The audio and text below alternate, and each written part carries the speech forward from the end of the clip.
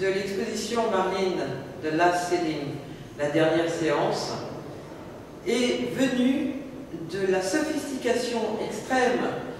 de cette photo où elle pose pour Vogue, où elle est habillée, elle est maquillée, elle est coiffée,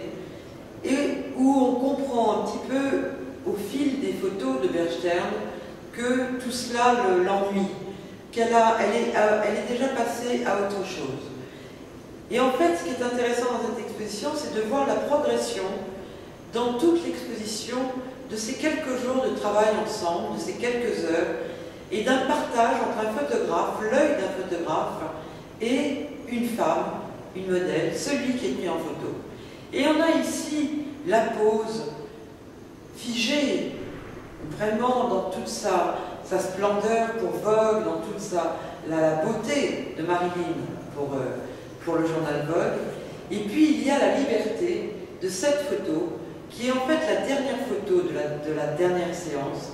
où elle est libre, elle a passé un joli moment avec un photographe, et où elle se rend compte que ce photographe va trouver non pas l'esthétique, non pas les lignes, non pas j'allais dire ce que tout le monde admire chez Marilyn, son extérieur, mais en fait ce qui la fait rire, c'est qu'elle est bien, elle est libre, et qu'il a trouvé ce qu'elle est réellement, c'est-à-dire une femme moderne, une femme libre, et elle est sans doute la plus moderne des femmes et des actrices de cette époque à Hollywood. Elle a traversé tous les bonheurs, elle a eu les hommes les plus intelligents, les plus beaux, mais malgré cela, elle est dans un carcan que lui a taillé sur mesure Hollywood, de manière à devenir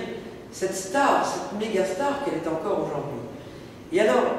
l'exposition a été décidée parce que cette année, il y a 50 ans que Marilyn a quitté cette terre. Les 50 ans qu'elle continue à être la star, la méga star. Et puis, le Festival de Cannes rend hommage à Marilyn, et tout le Festival de Cannes est dédié à Marilyn Monroe. Donc c'est une prolongation de cet anniversaire triste de la disparition d'une femme, de la disparition d'une actrice, mais c'est surtout la faire découvrir sous un jour que sans doute les Italiens ne connaissaient pas, c'est-à-dire dans toute sa simplicité, sa jovialité et la beauté de son sourire. Voilà, c'était un petit peu ça l'idée de l'exposition Marilyn the Last Sitting.